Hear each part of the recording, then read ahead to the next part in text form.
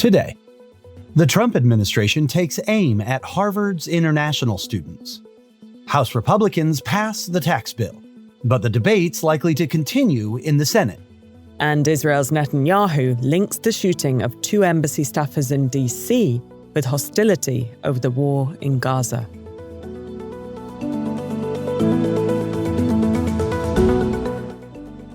It's Friday, May 23rd.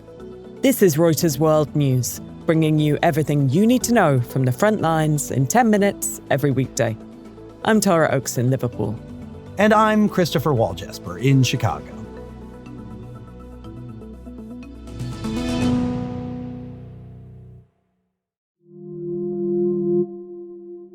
The Trump administration is revoking Harvard University's ability to enroll international students.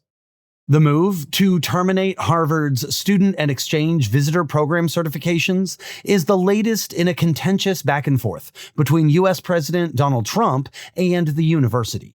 Ted Hesson covers immigration and has been looking into the repercussions. Foreign students make up some 27% of the students at Harvard, and they also tend to pay full tuition, so they represent a significant revenue stream. Beyond that, the Trump administration move would not only block new foreign student enrollment at Harvard, but also says that current foreign students need to transfer to new universities or risk losing their legal status.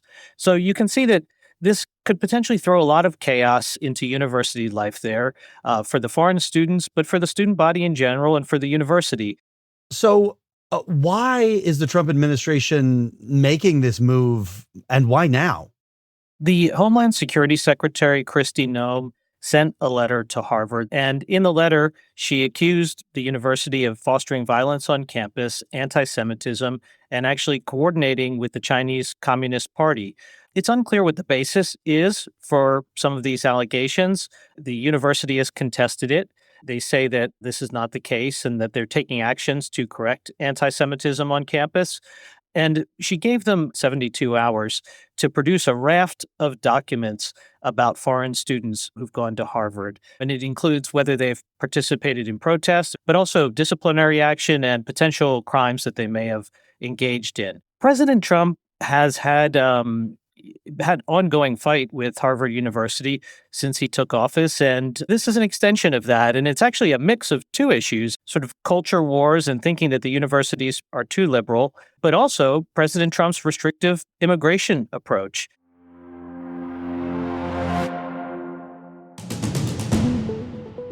Now to South Africa and some breaking news. Nearly 300 miners are trapped underground in a gold mine. The mining company says efforts are underway to rescue the workers. Haiti is calling for urgent security support from its neighbours. Armed gangs have control of most of the capital and beyond, and have displaced more than 1 million people. The US has signalled it won't continue its current funding for Haiti. The top 25 buyers of the Trump meme coin got to sit down at an exclusive dinner last night. Outside the country club dinner venue, protesters demanded a guest list amid concerns of foreign influence. A split U.S. Supreme Court has blocked a bid to establish the nation's first taxpayer-funded religious charter school. The 4-4 ruling left intact a lower court's decision, which found the proposed Oklahoma school would violate the First Amendment's separation of church and state. Supreme Court Justice Amy Coney Barrett recused herself from the case.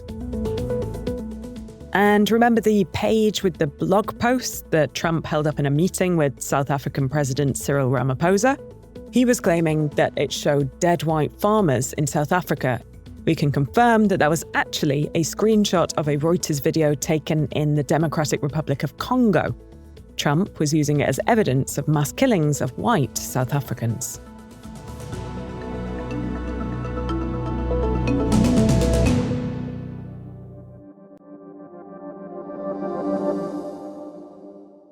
A Chicago-born man has been charged in federal court with 2 counts of first-degree murder in a killing widely condemned as an act of anti-Semitism. Elias Rodriguez is accused of opening fire on a group of people as they left an event in Washington, D.C., hosted by the American Jewish Committee. Rodriguez told police on the scene, "I did it for Palestine. I did it for Gaza," according to the charging documents. The two victims have been identified as Yaron Lashinsky and Sarah Lynn Milgram. The attack comes at a time when Israel is facing sustained international criticism for its escalating Gaza military offensive, while Jewish advocacy groups have warned of a rise in anti-Semitic incidents globally. Emily Rose is in Jerusalem. Much of this is being seen in the wake of an uptick in anti-Semitism, not just in the United States, but across the world. And one of the things we wrote about was a feeling from both Israelis and Jews across the world of isolation and fear. But it is important to remember here that there are internal debates as well, and a real political discussion here about how long the war should continue and the actions that Israel's taken in Gaza. James Mackenzie is our bureau chief for Israel and the Palestinian territories. James, could this incident change Israel's conduct in Gaza?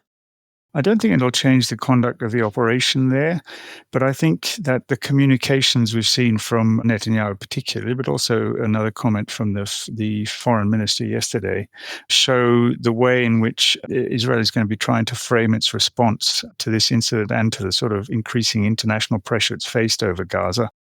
Essentially, by linking the two incidents, they're reinforcing their message that the war in Gaza is a wider existential war in the face of what it calls Islamist radicalism. This, of course, is an interpretation which is not shared by many others, but that is the Israeli position. Netanyahu sees as a danger of European countries recognizing a Palestinian state. Many Israelis think a Palestinian state would simply be a springboard for further attacks on Israel, so they're deeply opposed to it. But at the same time, they can see the diplomatic moves happening in a lot of countries towards, recognizing a Palestinian state. The sweeping tax and spending bill passed by the U.S. House now goes to the Senate. The bill, passed by a single vote margin, would fulfill many of Trump's populist campaign pledges, like delivering new tax breaks on tips and car loans and boosting spending on the military and border enforcement. It would also saddle the country with trillions of dollars in additional debt. Bo Erickson is on Capitol Hill. Now, Bo, you spent all day yesterday chasing senators around. How do Republican senators feel about the bill that is being handed to them? Republican senators were very quick to say how they want to change the legislation and put their own imprint on it. Well, we want to make sure we get Medicaid right, no Medicaid benefit cuts.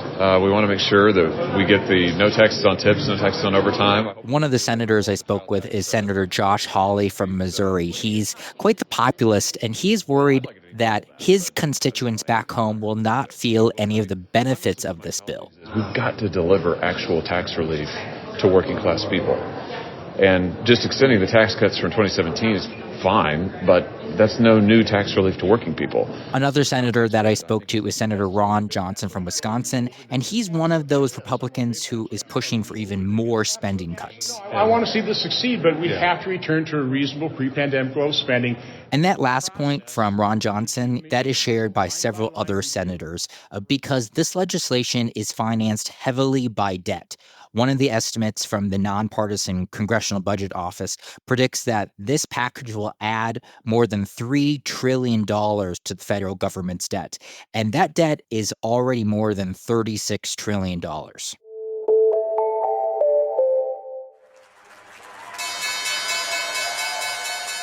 Growing concern about that level of US government debt means that the Trump administration is going to have to pay up to borrow. Carmel Grimmins explains. Yields have been rising on long-term government bonds around the world.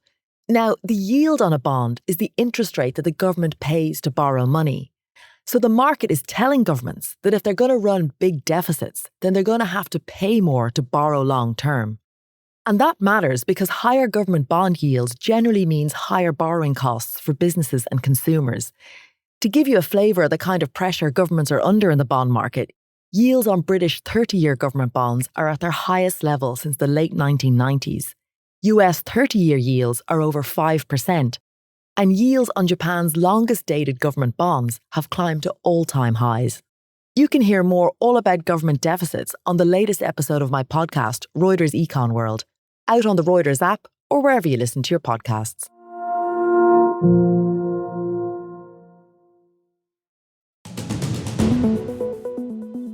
And for today's recommended read, tune in to this feed tomorrow for a deep dive into Mexico's first ever judicial elections on our weekend special episode.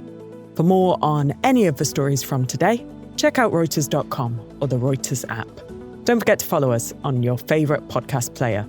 We're off on Monday, but we'll be back on Tuesday with our daily headline show.